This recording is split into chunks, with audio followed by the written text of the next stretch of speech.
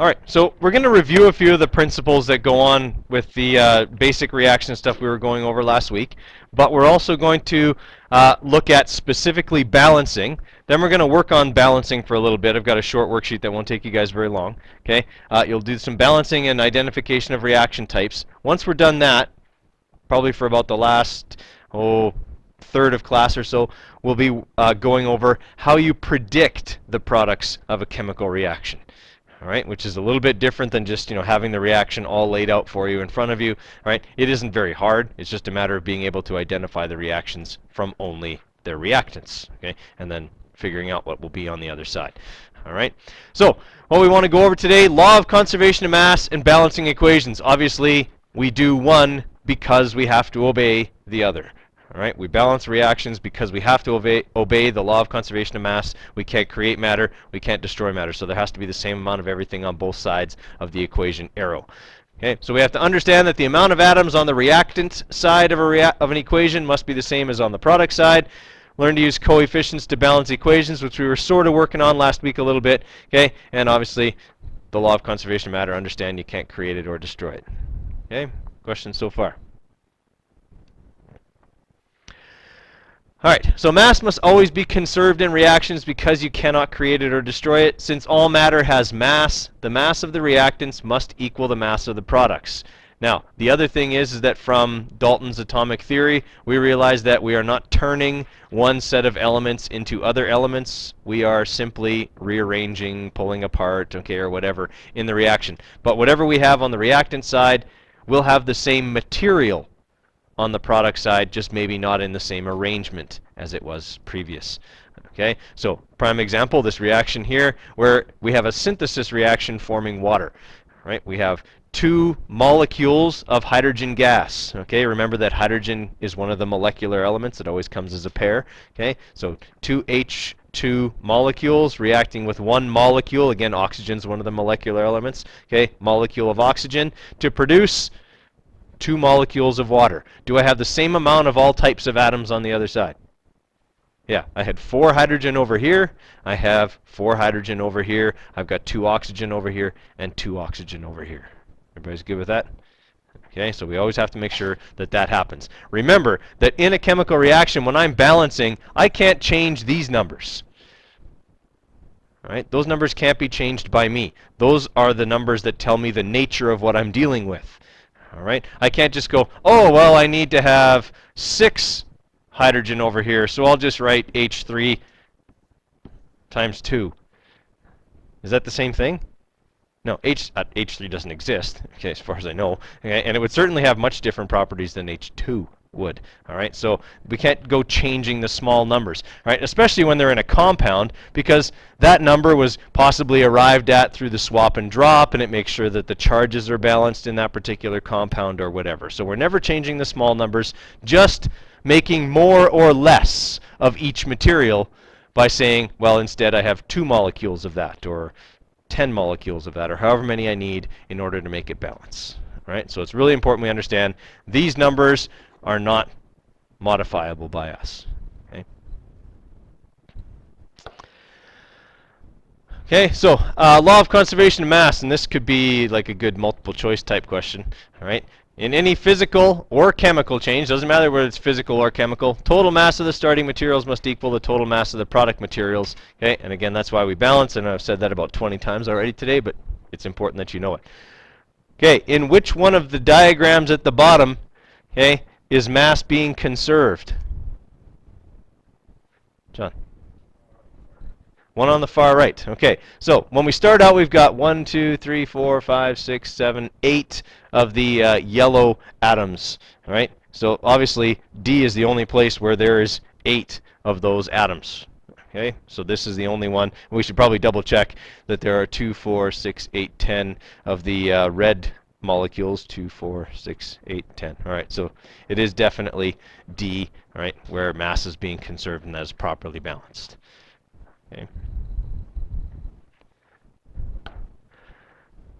All right, when you're balancing chemical equations, just so you have some tips, okay, for things. Now, there's one kind of reaction that's got special rules. These rules don't apply to what kind of reaction? Somebody was whispering it. Combustion, yeah. Okay, combustion reactions, remember, have two special rules for balancing. Anyone remember what they are? John? Right, we always balance combustion reactions alphabetically. And the second thing is? Yeah, the rule of two. The rule of two applies if there is an even number of carbon atoms. All right. So if I'm looking at, let's say, a reaction where I have C2H6, all right, I would have to start out with a 2 because I have an even number of carbons. Right. If I had C3H8, I could go with 1 and it would work out. Everybody with me there? Okay, so those are special rules that apply only to our combustion reactions. These rules will apply to basically everything else. All right. So first off, you write the chemical formula for each reactant and each product. Okay, especially if you had to predict the products. I mean, you're still going to have to balance those reactions as well. So you write them all out in formula form. It is impossible to balance an equation in word form, because it's sometimes hard to tell how many of everything there are when it's written out in word form. So you have to have it written out in formula form. Okay? And you don't have to, you can take this part out. Okay? You don't have to include the state of matter. We no longer have to do that in Science 10. Okay? In step 2, try balancing the atom or ion present in the greatest number. All right? So look for something and find out which one. Maybe you've got, you know, a reaction where, let's say you have this manganese nitrate. All right, nitrate. There's how many of them there? 4. It's probably the largest number of anything in your equation. Start with it. All right, because generally, if you start with whatever's biggest, everything else falls into place afterwards. The exceptions being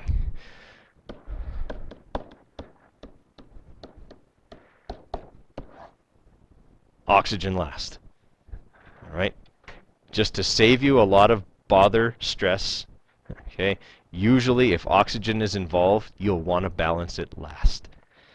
All right, even if it is present in the largest number, you usually want to leave it for last because it's one of those things that tends to go into a lot of places. All right, it'll split up and be in like every compound in the reaction. All right, it makes it difficult to start with it. Okay, so I would recommend most of the time, if oxygen is involved, you'll do it last. That includes your combustion reactions, right? Oxygen always gets done last in those as well. Okay, and oftentimes if nitrogen is involved, as long as it's an element, you'll want to kind of maybe save it for the end as well. Okay, for the rest of step 2 there, obviously you use coefficients, right? That's the numbers in front of the compounds. So let's just write out a example equation here.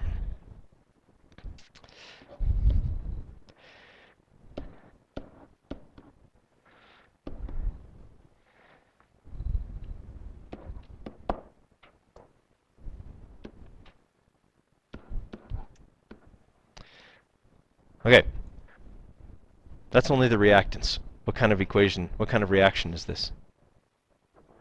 Okay, how'd you know that? Right, okay, they're two what kind of compounds? Ionic, right, they're both ionic compounds. There's only one reaction that starts out with 2 ionic compounds. This is where prediction kind of comes in. Okay, so in a double replacement reaction, we have to get 2 new ionic compounds. The best way to do that is simply to swap the 2 metals. That means calcium's new partner is going to be nitrogen. Lithium's new partner is going to be sulfate. All right, now I got to swap and drop both of these because they're ionic compounds. -3 plus 2, so this will be a 3, and this will be a 2. This is a -2, and this is a +1, so this will be a 2. Okay, something like that. All right, what's present in the largest number I should start with? Or do I have a choice?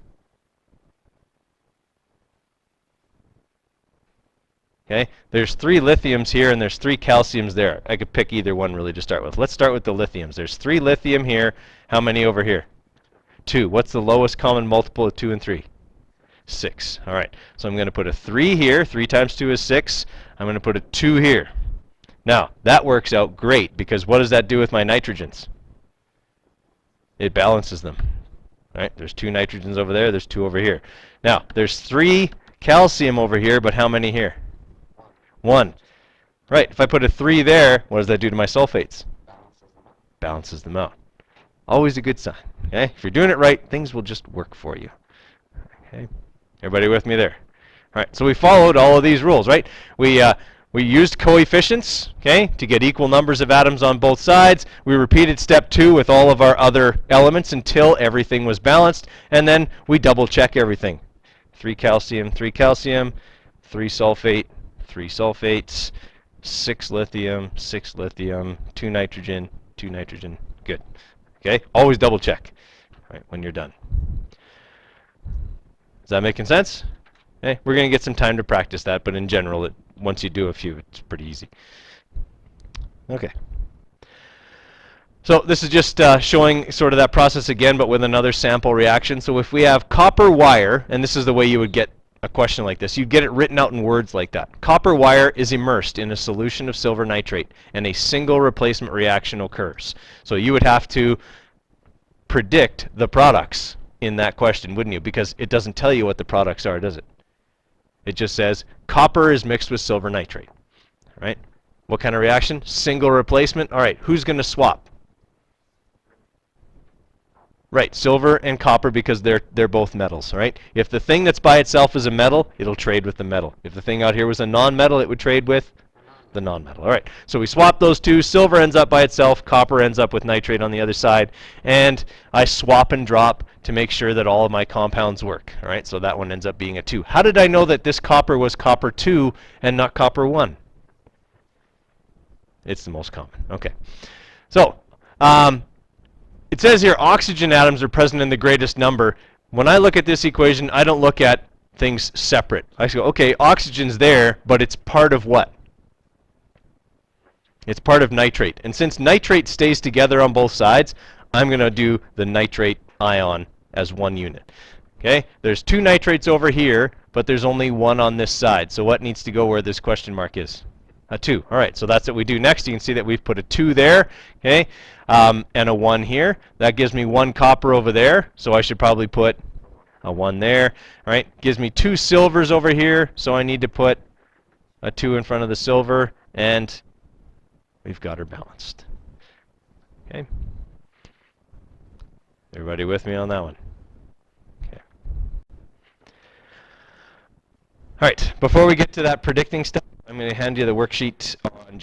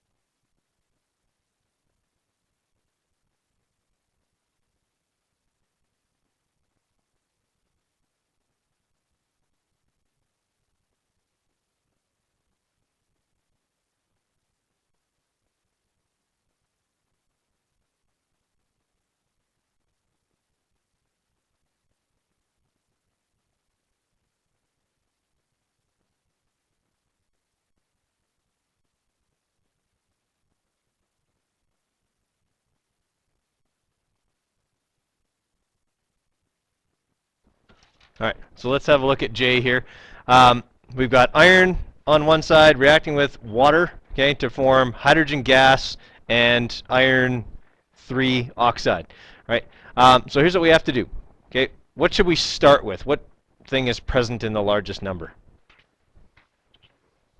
Yeah, other than oxygen, hydrogen, or iron, okay, either one is present in a very large number. All right, since hydrogen starts out already balanced, I would go with iron. All right, so I'm going to look at iron and say that on this side, there are 2 of them. So I'll start with a 2 here. Okay, now, my hydrogens are still balanced. All right, so I'm going to look over here and say, I've got 3 oxygens over here, so what should I put here? A 3. All right, when I do that, that gives me how many hydrogen? 6. So I need to put a 3 here. And we were talking about how that one's supposed to have a blank, but it doesn't. Okay? So that should be 2, 3, 3, 1. Okay, any others? Julie? R, Brooklyn? Okay. R. Okay. So we got hydrogen phosphate reacting with ammonium hydroxide, giving us water and ammonium phosphate. So present in the largest number, ammonium. All right, there's 3 of them on the product side, so I'm going to go over here and put 3 here, and then go, all right, well, that gives me how many hydroxide? 3. So I'm going to put a 3 here. That gives me 3 hydrogens. Hey, look at that. There's already 3 hydrogens in that compound. That's 1 phosphate. There's 1 phosphate over there. 1, 3, 3, 1. Okay. And what kind of reaction is this? Double replacement, yeah. It's actually also a neutralization reaction. Okay, acid-base neutralization are often double replacement reactions. Okay, any others? All right.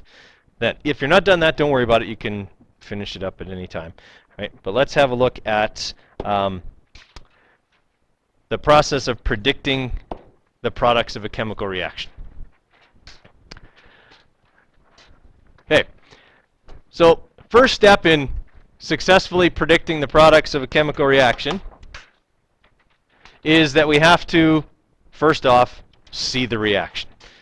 All right, we have to at least write out the reactants so that we know, okay, what it is we're dealing with. Once we have the reactants, we should be able to identify the reaction type. All right, because if you look at all the types that we went over the other day, of the 5 types, there are no 2 that even start the same. Right? As an example, if it starts out with 2 elements, it's what kind of reaction? Synthesis. If it starts out with only 1 compound as the reactant, it is decomposition. If it starts out with an element and an ionic compound, single replacement. 2 ionic compounds, double replacement. If it's carbon, hydrogen, and oxygen, it's combustion reaction. So it's easy to tell what kind of reaction is going on. Then it's just a matter of figuring out who partners up with who on the other side. All right? Now, in a synthesis reaction, is it pretty easy to figure out who goes with who? Yeah, the 2 things that are reacting go with each other because that's how a synthesis reaction works. You just have to build the compound. All right, so let's say that that's the case we're dealing with and that our reactants are sodium and chlorine. All right, so it's definitely a synthesis reaction because these are both elements. If that's the case, it is a synthesis reaction. I simply have to put the elements together into the compound, metal first, non-metal second, drop and swap, okay, and balance the whole chemical reaction. Okay, pretty straightforward on that one. Okay, decomposition are also pretty easy. Just you have to watch because oftentimes special molecular elements are formed in decomposition reactions. All right, so let's say we start out with ammonia as our reactant. Right? If there's only one thing, it's a decomposition reaction. We split the compound into its 2 elements. All right? So if that was the case, we would have NH3 is going to become N plus H. Now I have to check. Okay? Split the compounds and write the elements separately. Check for special molecular elements.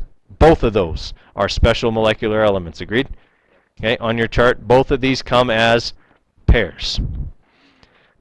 Okay, now I have to balance the reaction. Hydrogen's present in the highest number. There's 3 here and 2 there. Lowest common multiple is 6. 2 times 3 is 6. 3 times 2 is 6. 2 times 1 is 2. 2. Done. Okay? Making sense there? All right. All right. If my reactants are CnHY plus O2, and those N's and Y's just represent numbers, okay, it is a combustion reaction. Do you need to think about the reactants of the products of a combustion reaction, or are they always the same? They're always the same. All right. So really, as long as you remember what those two things are, combustion reactions are the easiest because you don't have to do any figuring. You just need to write carbon dioxide and water. Okay? Because that's what the products of those reactions always are. Okay? So if it's a combustion reaction, write CO2 and water on the product side and balance in alphabetical order. Okay? That's the first rule. If there's an even number of carbons, put a 2 coefficient at the beginning of the reaction and balance. Okay. All right. The replacement reactions probably are the most in-depth in terms of the steps you have to go through to do them properly. So we've got one element and one ionic compound. That indicates a single replacement reaction. So let's say that that is Ca and CuSO4. All right, so Ca plus CuSO4. All right, we need to figure out what the products of that are going to be. So it says here that what we want to do is look at the lone element and identify it as a metal or a nonmetal. Calcium is the lone element. Metal or nonmetal? Metal. All right. We always switch the things that are alike. What's the metal in CuSO4?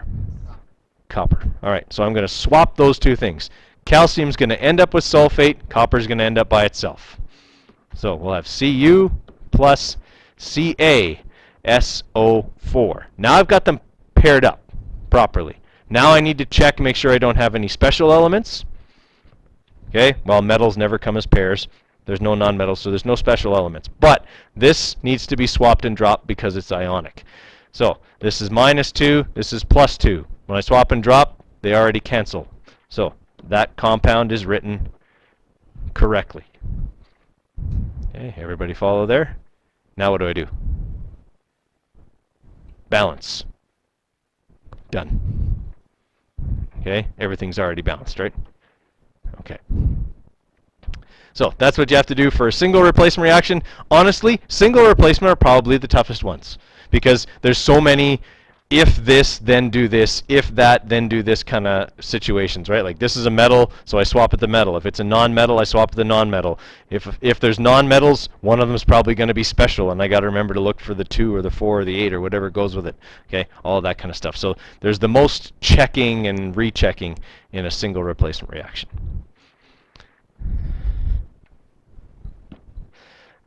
Okay, now let's look at double replacement. Okay, if I've got 2 ionic compounds, so let's say NaCl and hydrogen bromide, then I know it has to be double replacement because I started out with 2 ionic compounds. All right, so again, first thing we do, okay, is write out our reactants. All right, it's a double replacement reaction. General rule for a double replacement reaction is switch the what? Metals. All right. That means sodium ends up with bromine, hydrogen ends up with chlorine. Okay, now I got to swap and drop. Done. Now I got to balance. Done. Okay, everything's a 1 in that one, so okay, we're all good on that one. Making sense? Okay.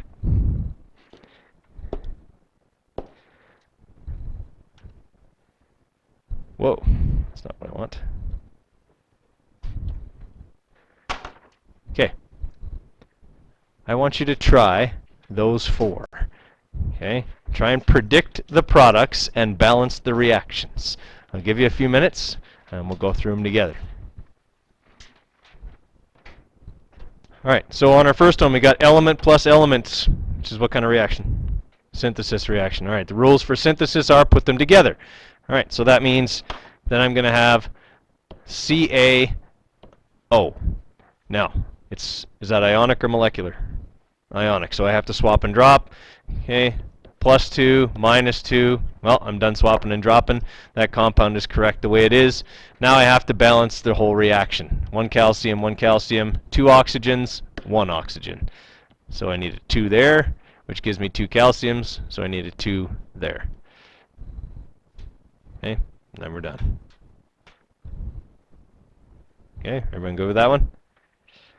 Right, and then for MgS, okay, decomposition reaction, so I have to split it up into its 2 elements. So I'm going to have Mg plus S. One of the things we're supposed to do is check for special elements. Are there any? Yes, sulfur is very, very special. It comes as an 8. All right, well, knowing that, I better go back here and write a what? An 8, which gives me how many magnesium? 8, so I put an 8 there. Now it's balanced. It's one of the special molecular elements. Sulfur just bonds with itself 8 times. Yeah, did you highlight it on yours? Okay, make sure it's highlighted on your periodic table and that you have 8 beside it. Phosphorus is a 4. Everything else is a 2, right? Okay, how many people have done number 3? Okay, let's have a look at that one too then. What kind of reaction has carbon, hydrogen plus oxygen? Combustion. All right, so we can right away go over to the products and write the products because we know they are always these 2 things, carbon dioxide and water. Okay, we want to balance alphabetically, and I have an odd number of carbons, so I don't have to use the rule of 2. I put a 3 there to balance my carbons. I have 8 hydrogens, so what do I need in front of water? 4. 3 times 2 is 6, plus 4 more is 10. 5 times 2 is 10. You can put a 1 there if you want. Okay. How are we doing on number 4? When people have done number 4? All right, so let's look at that too then. So I got hydrogen chloride reacting with sodium hydroxide. What kind of reaction is that? Double replacement. Okay, in a double replacement we swap the metals. In hydrogen chloride, which one's the metal? Hydrogen. It's always, if it's listed first, it's behaving as a metal. So hydrogen's new partner over here is water. Sodium's new partner over here is chlorine. Okay, got to drop and swap. Hydrogen's +1, hydroxide's -1, so that one's okay. Sodium's +1, chlorine's -1, so that one's okay. They're all 1s, so it's all balanced, and we're good to go. Okay, that one is also an acid-base neutralization double replacement reaction. And you will find, guys, very often that the end products of a neutralization reaction are always water and a salt of some kind. All right, so you'll have water, not necessarily salt, like a sodium chloride, but it'll be some salt. It'll be a metal and a non-metal, some ionic compound as the salt. Okay. All right, is that making some sense? Okay, it's nothing really more, I mean, it's just you have to figure out what the products are, but it's not really that much different. Okay. Try those ones. Just get a little extra practice in here. Okay, let's look at 5 and 6 here, guys, real quick. Okay, so we've got on number 5, 2 elements reacting with each other, beryllium and iodine. So what kind of reaction is it? Synthesis. Right? So we're going to have beryllium iodide. Okay, beryllium is a +2. Okay, iodine is a -1. So when we swap and drop, we're going to get BeI2, right? +2, -1. So we get BeI2 as our final compound, and that means that our reaction is already balanced. Okay, so you could leave it as it is or write 1s in front of everything if you wanted. All right, let's also look at number 6 because we didn't have a single replacement reaction in the first 4. All right, so this is a single replacement reaction because I have an element reacting with an ionic compound. Now, there's a couple of tricky things that happen in this reaction that we have to be ready for. Okay, is there more than one possible charge for iron? Okay, if there is, and there is it going to change as the result of a reaction? Is it going to change from, let's say, iron 2 to iron 3 in the course of a reaction? No. If it starts out as iron 2, it's going to be iron 2 on the other side. That goes for any of the multivalent metals. All right, and that's the case here. This is iron 2 because oxygen is minus 2. All right, so when I go over to the other side, iron ends up by itself. Well, I mean, when it's by itself, it doesn't really matter because it doesn't have a charge when it's by itself. But if it was a double replacement reaction, it would be a little bit more important.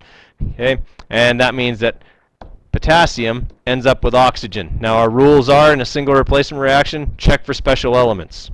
There aren't any. All right, and then swap and drop any ionic compounds.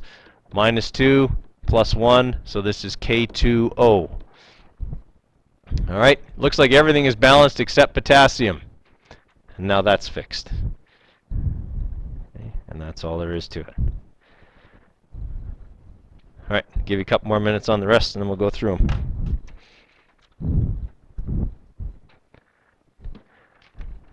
Okay, so on number 7 here, what kind of reaction are we going to have with two ionic compounds? Double replacement.